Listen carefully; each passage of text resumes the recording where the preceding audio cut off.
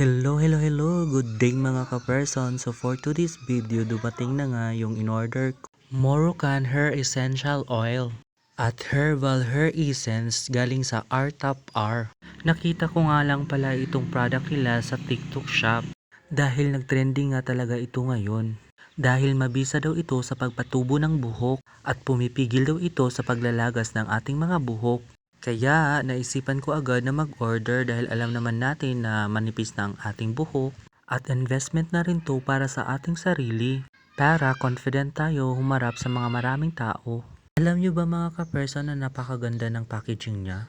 Kaya hindi talaga ako nanghihinayang sa pag-o-order nito. So ayan na nga mga ka-person, susubukan natin ang kanilang product, itong Herbal Hair Essence.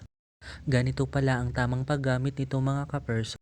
Una, basain mo muna ang inyong buhok at lagyan ng shampoo ang iyong kamay. Kahit anong shampoo pwede po yan. At pagkatapos mong lagyan ang iyong kamay ng shampoo, patakan mo ng Herbal Hair Essence ng 3 beses. At pagkatapos, irarab mo ito sa iyong buhok. At ilalagay mo ito sa iyong buhok at imamassage mo ito. First time ko nga palang gumamit nito mga ka-person, kaya nai-excite ako at sana magkaroon ng magandang resulta.